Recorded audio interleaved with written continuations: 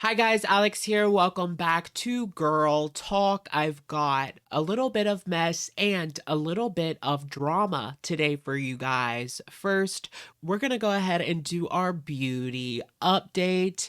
Wow, you guys, it looks like Chantal has thrown in the towel. She is no longer going to be doing live streams here on YouTube. So we will go ahead and talk all about that, her future plans, how this situation is going to turn out. And then we're going to go ahead and dive into the ALR slash Becky drama. People are upset with Amberlynn. She had a lot to say about Becky on her Instagram page. This one, it's a lot. All that and more coming up on today's edition of Girl Talk. Let's just get right into it. Shall we? All right, you guys, welcome to our beauty update. This could very well be my final beauty update here on the channel. Okay, not really. I want to see how this story ends, and trust me, we are far out from that point. So this morning, Chantal came on in a stream entitled Goodbye YouTube. Ring any bells? The first thing that came to my mind was the infamous 2019 bait and switch that our girl Amberlynn pulled. She came on, she was very upset about the comments. She said that she was done with YouTube, you guys, and then she returned less than 24 hours later with a video. So in case you missed that one, she actually had a lot of pre-recorded videos ready at the time, and when she came back, there was a 2-week time jump. So to us, nothing changed, but for her, she took a break. I see nothing wrong with taking breaks from YouTube every now and then. It can be a lot, and if it is causing you stress, go ahead and take that break, honey. But leading your audience to believe one thing and then behind the scenes, you know you're posting the next day, it's just another cheap tactic, a way to get your name in the headlines, girls. Big or small size channel, people will be talking about it, so Chantal is leaving YouTube. But this wouldn't be her first time. I believe after Amber posted that video in 2019, a couple weeks, maybe a month later, Chantal came on with a video. She was sitting in the dark. I tried to look for footage, but of course she deleted it from her channel. Y'all will have to trust me on this. It did happen. She said in 2019 that she was quitting YouTube, and then she came back a couple days later. So we've been there, done that, sis. My biggest worry is that she'll be back before I can even get this video up. So she has done a lot of thinking about this, and she's gonna leave YouTube for good, you guys, opting instead to go over to OF. Her new page is only for her fans. Catch my drift? And get this, you guys, she is now charging $20 US to join her over there. This would be such a mistake for her, but I don't even believe she will be gone for that long. Let's be real here. Chantal says we wanted her off, and now that she's off, we're mad. I'm not mad. I'm not going anywhere. I'll keep posting. I've been through so many different girl apocalypses. This is nothing new to me. I'm not worried. So she says that tomorrow she's going to have a stream over on OF. She knows and we know this isn't going to last, but let me just entertain it for the video. OF live streaming is awful. We've been there, done that, and it barely worked. She had to pay a live stream company for a plan the last time when she got yeeted from YouTube. Remember that? I noticed a couple of her biggest fans were actually upset about this. Here's the thing. When it comes to doing content online and adding other platforms to your repertoire, if you will, if I decided to do an OF or Patreon something, and this is advice for anybody, I have to offer you guys something new. For example, I can't just take Girl Talk, put it on Patreon and say, all right, guys, give me $5 to watch it. To me, that's wrong. It's not a good business strategy. I'm taking something that was available for free and then putting it behind a paywall. Unless you are unable to use YouTube for whatever reason, I just think that is wrong. You have to, or at least should, offer something new. So for her to basically say she's doing the same thing, but now you have to pay $20 for it. She also says that she's going to be going to Twitch as well, just doing watch parties with no drama. She doesn't care that her income is going to plummet. Sure, Chantal. No, Chantal, sorry. She will be doing inappropriate content on OF, and people will want to pay for that, or so she claims. She rages a little bit about the fact that all of this stuff is likely going to leak, and that is surely to affect her income. She says that YT is just too toxic at this time. So by leaving that platform, she can make sure that the people in the chat are not doing anything but enabling her behavior pretty much. So my thoughts on this situation are that it is absolutely just a money grab. She will milk these VIBs and they will gladly give her that 20 bucks. It is what it is, but don't expect much content. She hasn't posted over there since July 19th. Remember, she was supposed to do mukbang story times over there, telling juicy stories that were TMI. She did one.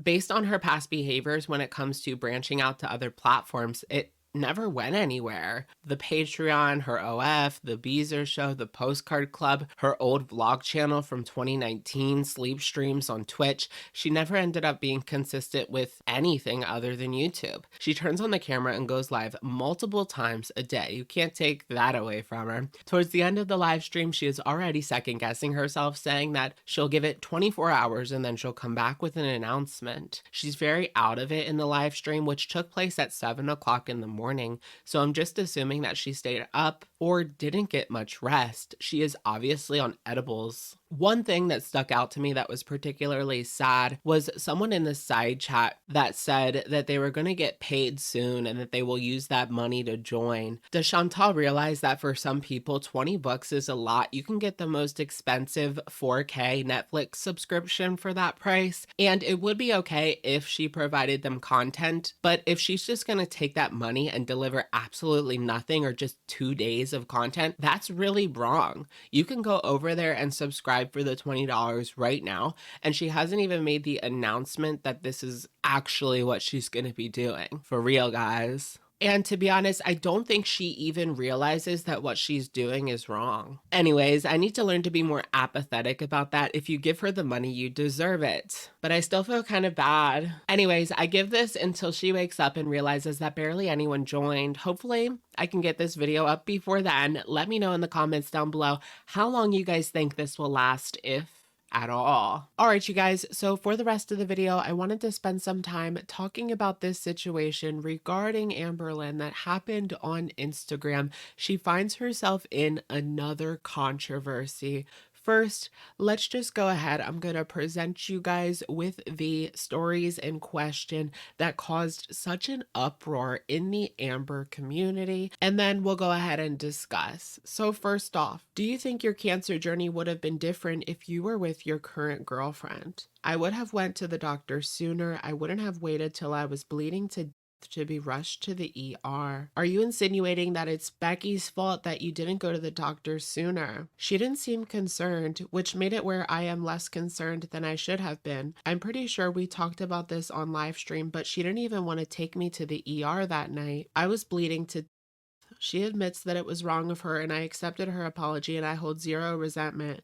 But my girlfriend now would have literally forced me into the gynecology office even if I was bleeding for more than 2 months, let alone almost 3 years. Sometimes your surroundings and environment play a big role in situations like this. Just remember to advocate for yourself, because I didn't till I finally did, and it was almost too late. It's up to you to save yourself, no one else. You did blame Becky though, saying she wasn't concerned, so that's why you let it go. WTF. That's not me blaming Becky. I am admitting that it's my fault for not advocating for myself. I just didn't care enough, so I shoved all my fear away. That is my fault, only mine.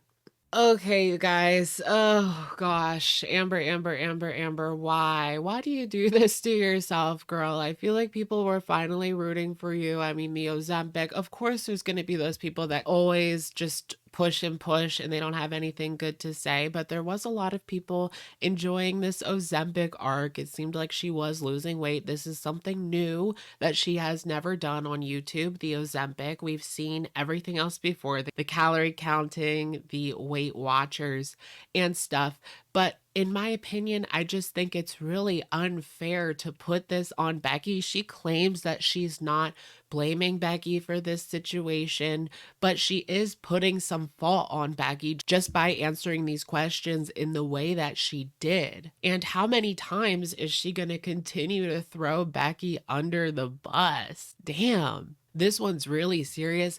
I know at the time Becky was going through their own problems. She was on a lot of medications. to the point where she shouldn't have been driving. She makes it a point to say that Becky didn't seem concerned for her, and if it was wifey in this situation, she would have been super concerned.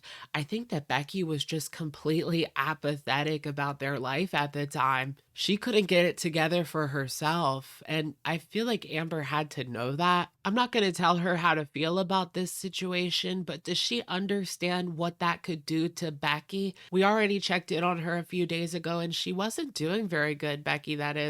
And I've always came to Amber's defense when it came to this. I don't believe Nick Ocado. I don't believe people that say that this situation was fake. But I don't agree with putting this out there and placing that on Becky. She can say she's not blaming her, but it's in the way that she's writing. She is putting some blame on Becky. So I did take a look at Becky's comment section to see if she responded to any of the words that Amber was saying, because a lot of people were, of course, under there relaying the information to Becky. I'm sure she sees drama videos, whatever, but the only response I could really find, it seems as though Becky might come back and do a response to this. I'm not sure. This could possibly be the final straw that will make Becky come out and defend themselves. A commenter named Tori said, I just know Becky is going to have the best comeback of all time. Good souls always persevere.